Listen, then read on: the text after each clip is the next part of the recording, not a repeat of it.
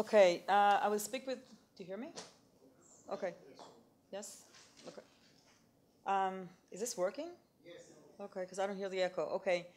I will speak without a presentation today, and what I'm going to do is in the first third of the short talk, I'll tell you about how we started the MBA that focuses on technology, innovation, and entrepreneurship. The second part, I'm going to tell you about our international MBA that focuses on innovation and entrepreneurship. And then I'm going to tell you some of our insights, okay, from all this activity and where we're headed when we think about the future, okay? So it was in 2010 that the dean of the, we were called the business school, Asher Tischler, approached me and told me that they intend to start an MBA program that will focus on something around entrepreneurship, something like that. And do I want to actually take that? And I didn't think even twice. He was sure he's going to have to convince me and work very hard. I didn't think even twice. I thought it was an excellent opportunity.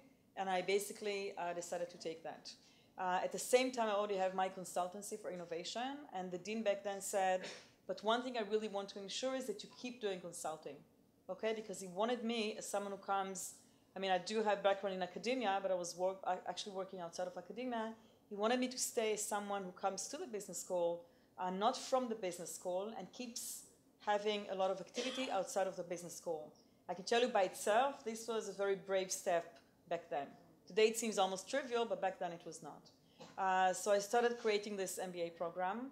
As you can understand, I started having no notion of how you run an MBA program. I took an MBA program myself, but it's very different from actually running one. So I had to do a lot of learning, and I learned a lot, and I learned very quickly. I had a lot of fun. I can also tell you actually one thing, because many of you come from the education environment, that the time horizon in education, or the sort of duration of time in academia is so slow compared to business, okay? In academia, basically, we actually talk in years, okay? So if you didn't succeed something to do now, okay, you have a whole full year to be successful, or maybe even 2 years or 3 years. The pace is much, much slower. And actually, it's something that when you come from the outside, it takes you some time to adjust, believe me. It's really not the same, or you actually know that. Anyway, so we started creating that program.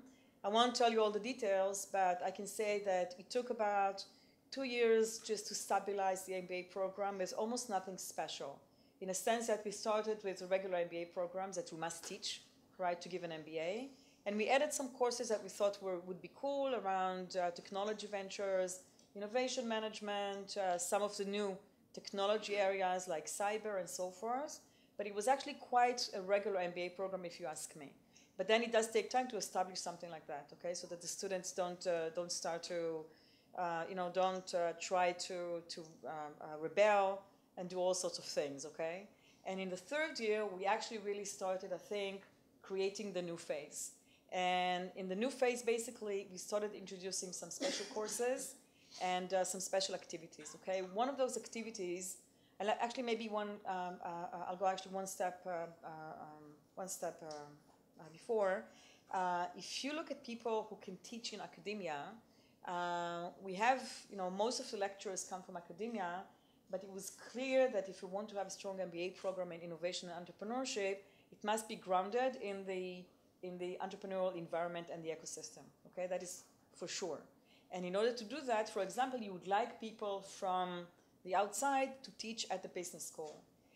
It's not very easy to do, and it's not very easy to do. Why? Because first of all, many of the practitioners, either they cannot teach a course that would be academic enough to obey the standards of our management school, which are actually very high, or they cannot commit to doing that, or they just really don't want to do that, okay? So we do have some courses that are taught by practitioners. We have a lot of guest talks, but it became clear that this is far from being enough, that we can do much better. So the one thing we actually did in the beginning was to create what we call master classes. Master classes from music, right? You get the expert. He works with the students, very small number of students, on something very practical. They have a personal engagement. We created master classes. A master class would take more than a guest talk. A guest talk is 1 hour and 15 minutes, which today seems very long. Today we all got used to a 15-minute talks, but still, a guest talk of 1 hour, you cannot teach anything, okay? You can leave an impression, you cannot teach. In a course, you can teach, but then, of course, not a lot of people can teach, right? So basically, a masterclass is something in between. It's 4.5 hours. We choose a specific person on a specific topic And within a frame of time, you can teach something, one thing. Okay, so we have master classes. We can keep changing that all the time, and we do. It can be on cyber, on sales. Okay, we're actually a business school. You know what it's like. You teach everything on how to make money. You do not teach how to get the money, right? Sales is not academic enough, right? Notice that almost nowhere you have a course on sales because it's not academic. I can have a master class on sales. I can practically have a master class on anything that I want if you talk about innovation and being flexible. And I'll say a few words about that in a minute. We created a course on design thinking.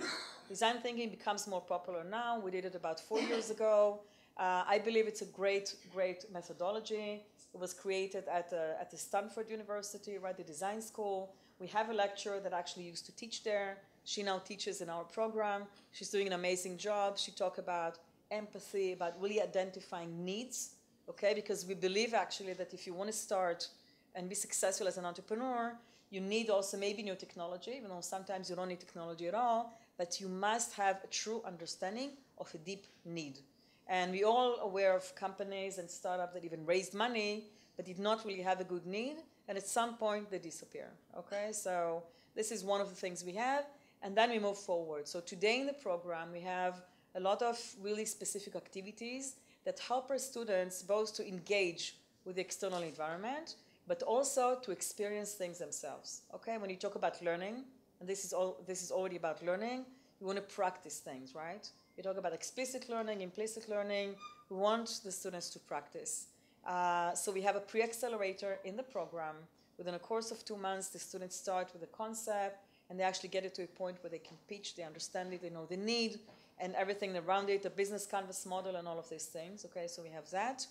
We have a course where they do projects for companies, okay? Not about companies, but for companies. They do internship, they do a lot of these things. Now let me say 2 things in perspective, okay? This program now I'm recruiting the 7th cohort, 77 students, and I'm leaving people out, okay, in a waiting list. So it's by far in Israel, it's the most successful program, the MBA program for innovation and entrepreneurship and technology. 2 things to say, things are evolving. You want to start a program like that, you need to be able to be flexible. Now it's easy to say flexible, it sounds like an obvious thing to do. If you work for higher education, for established institutions, one thing they're typically not is flexible, okay? You must find the golden path between working with the institution, and I don't do anything against the institution, in a sense that the dean, the current dean, is actually the academic director of the program.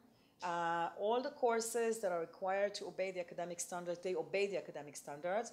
However, once I do everything that I have to do, I can do anything else, okay? I can have master classes, okay? So it's not an academic course. They can be non-academic. I can change them, and every year I actually have a different set of master classes, which allows me basically to change as the world is changing, for example, okay? I keep doing a lot of things with the outer world because things are changing. So that's actually one key thing to think about, that you don't have to be confused.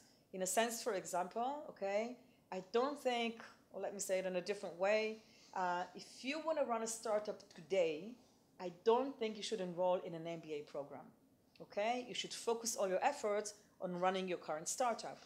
Doing an MBA at the same moment is maybe a waste of time, but also it will help, it will make you less successful because you need all your resources engaged in one thing. So I don't get confused in the sense that I have an MBA program. This is what we do, okay? Now, the next phase is we expanded that program also to our international MBA program. We had an MBA program also that started 7 years ago. We refocused the program on innovation and entrepreneurship. This year we had the first cohort finished. Now we're putting the second cohort. We basically brought everything that we thought worked well in the Israeli program. We brought it to the international program. So the starting point is really very different. However, it still takes time to stabilize, okay? So it took 1 year. I think we're going to take another year now just to stabilize the program. I think next year, the 3rd year, is actually going to be the year when things starting to take off. So it's something for me is very difficult because my personal pace, okay, is not the academic pace. However, there's some also benefits to it.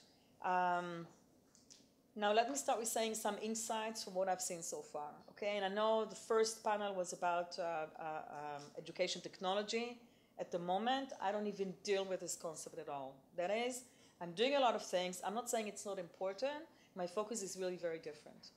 First of all, is just to understand how I can be relevant to those students. Now, it's not the same when you talk about Israeli students and when you talk about international students. The international program, I have about 40 students coming from 16 different countries. Okay? I actually don't have enough Israelis in the program.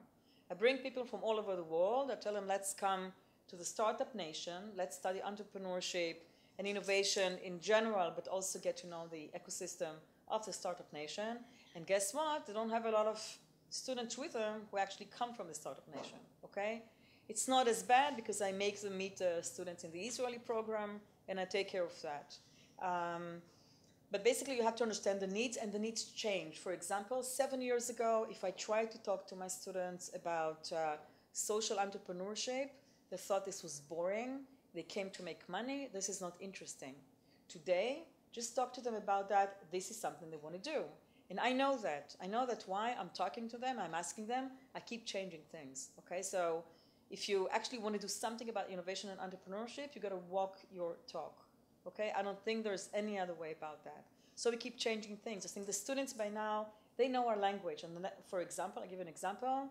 This summer, I sent 10 of my students from both programs. I sent them to LA, Los Angeles, for what we call an immersion program. It was not to UCLA. It was to Los Angeles itself. It was a collaboration that we did with a multimillionaire that's based in LA and is interested in Israel. It was with the American Friends of Tel Aviv University. We created 3 weeks where they met with companies, they got mentoring and actually got to learn the LA ecosystem. Okay, we did it for the first time.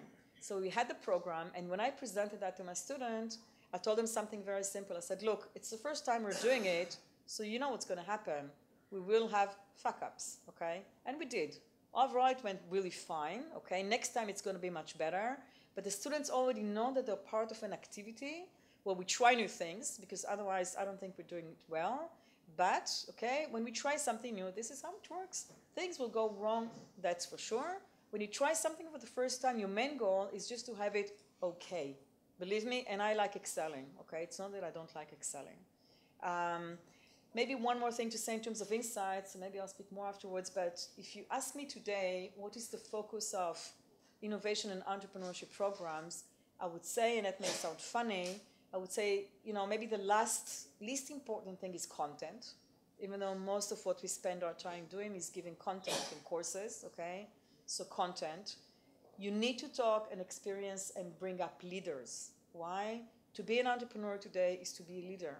Okay, I just saw a recent HBR article about the future of leadership.